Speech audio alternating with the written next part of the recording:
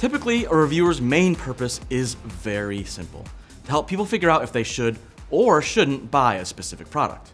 But every now and then, a device comes along that challenges you to not only consider its pros and cons, but also the viability of an entire product category, which is exactly what we have here with the Lenovo Yoga Book 9i.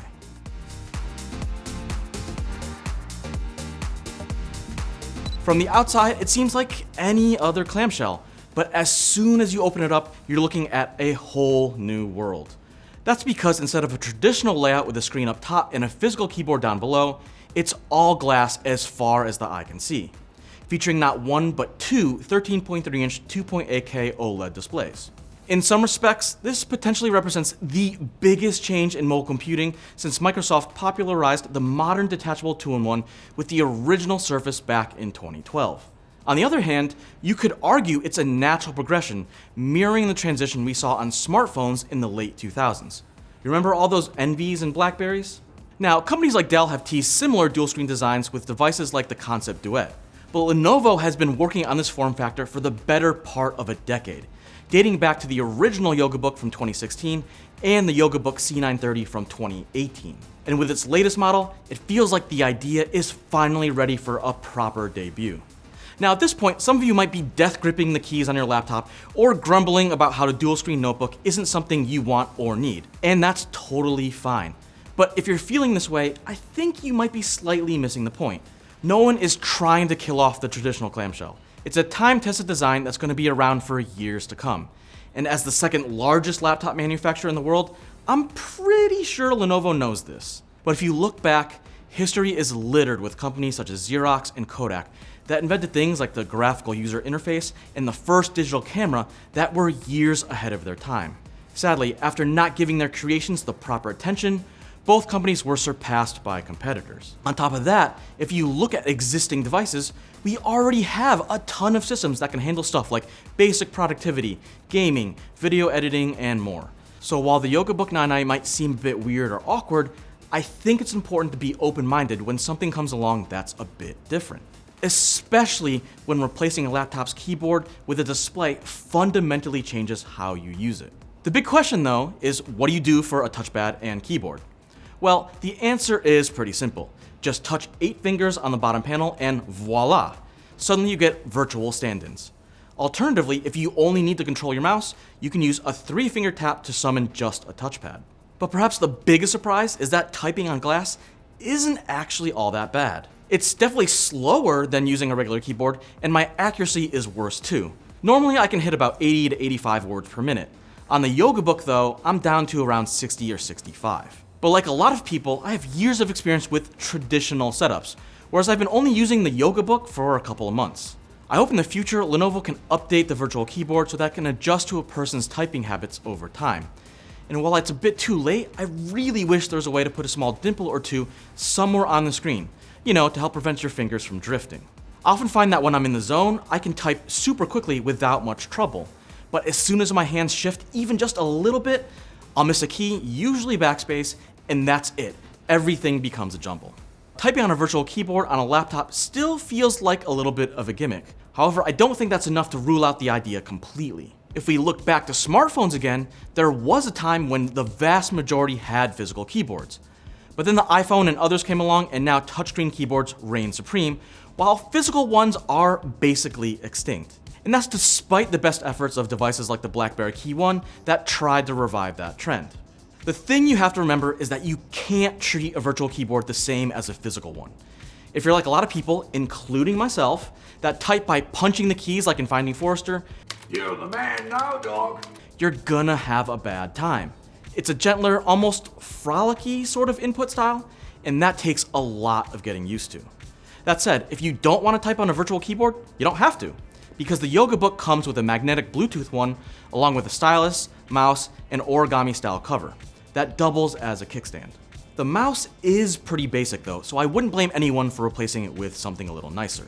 Regardless, when you combine all the pieces together, you get a kit that transforms a traditional laptop into something else entirely.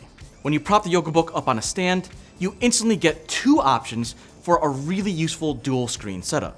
Now, some of you might not care about having multiple displays, and I get it, But when I'm away from home without access to dual monitors, it feels like I'm missing a limb.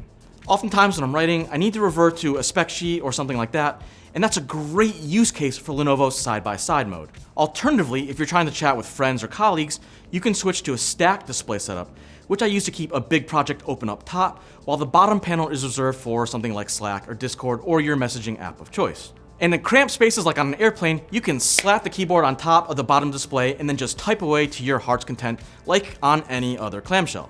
The Yoga Book even lets you shift it to the front or back of the screen depending on how close you want your keys to be. You can also do fun stuff like spanning an app across both screens. Just maybe don't do it when you're watching videos unless you really like big bars cutting through the middle of your content. Or you can use the bottom of the screen to take notes with the stylus while watching a presentation up top. But one of the best things about the Yoga Book is that if you tried to recreate a similar setup with a regular laptop and a bunch of accessories, you're looking at a much bulkier and awkwardly constructed kit compared to Lenovo's machine, which collapses down into a pretty neat semi-self-contained package. Here, let me show you what I mean. So here we have the Lenovo Yoga Book 9i, and over here we have my attempts to recreate a similar kit using stuff I have at home. Now, I fully admit, this is a 15-inch laptop, so it's bigger than the Lenovo Yoga Book, and this is a 17-inch portable monitor, so once again, larger than it really needs to be. But if you watch me collapse this stuff, I think you'll get the point. So here we go. Clamshell folds in half, and I can just do one of these, and it's ready to go. Meanwhile, if I collapse this down, we have the laptop, we have this and its fiddly screen, and the keyboard. You probably might not need the keyboard because, again, the laptop has a pretty good physical keyboard and a mouse.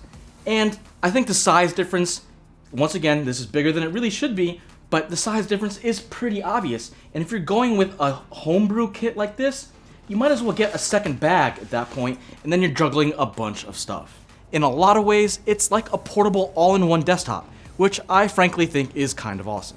Now, it might not be as powerful as a true desktop, but it offers more than enough performance for everyday work tasks. The Yoga Book features an Intel Core i7 1355U chip, 16 gigs of RAM, and 512 gigs of storage. In general use, it feels snappy enough, though it did turn in some slightly underwhelming times on our video rendering test, when it took a minute and a half to convert a 4K movie trailer to 1080p. However, its audio punches way above its weight thanks to Lenovo's Nifty speaker hinge. You also get a decent amount of USB-C ports, one on the left and two on the right, all of which support Thunderbolt 4, a more than serviceable 5-megapixel IR webcam, and Wi-Fi 6E. The one thing you don't get though is a 3.5mm audio jack, which is definitely a bummer. I think it's still a bit too early for Lenovo to start removing those. Thankfully, its battery life is better than expected, hitting 8 hours and 12 minutes on our standard video rundown test.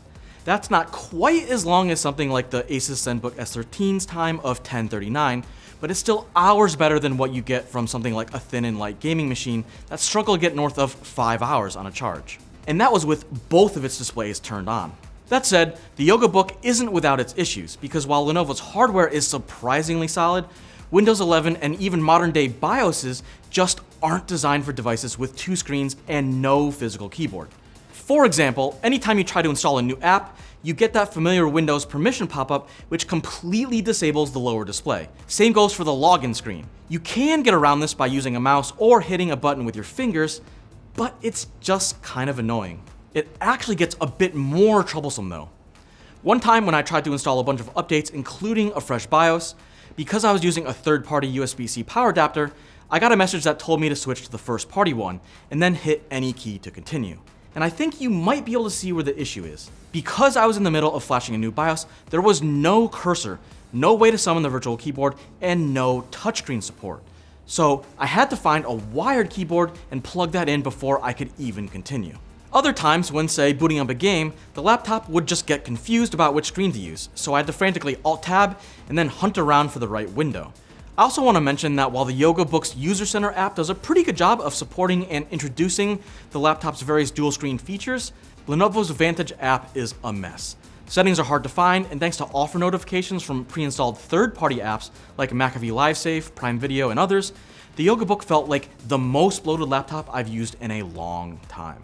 And then there's its price. Starting at $2,000, the Yoga Book 9i costs a lot more than a typical ultra portable. Now that's kind of understandable given that it comes with two screens and a bunch of bundled accessories, but there's no getting around that increased cost. So now let's go back and try to answer our original question, or questions in this case. Should you buy a Yoga Book 9i, and is a dual screen laptop something the world even needs? For most people, a traditional clamshell is almost certainly a better choice. They're cheaper, they're easier to use, they have longer battery life, and they offer way more configuration options. However, if you want the flexibility of multiple displays on the go, but in a package built with portability as a priority, the Yoga Book might be worth considering. That said, you have to be willing to live with something that's a bit experimental, and you can't be embarrassed to catch a few stares if you set this thing up at a coffee shop. You don't even need to rely on that virtual keyboard all the time, but you should be open to giving it a shot. The Yoga Book 9i shows that there's merit to Lenovo's design. Eventually, I think systems like this will need to feature integrated kickstands more like what you get on a Surface, because while Lenovo's folding cover is kind of clever, it's kind of clunky too. Microsoft needs to get on board though. Systems like this aren't going to truly shine until we can get an OS that embraces them fully. Hopefully that day isn't too far off, because even in its gangly teenage stage, the Yoga Book 9i is a tantalizing vision of what laptops may become. But what do you think? Are you ready for this newfangled next-gen version of dual-screen laptops? Or are you gonna stick with what you got right now? Let me know in the comments down below, and as always, don't forget to comment, like, subscribe for more news, reviews, and videos from Engadget.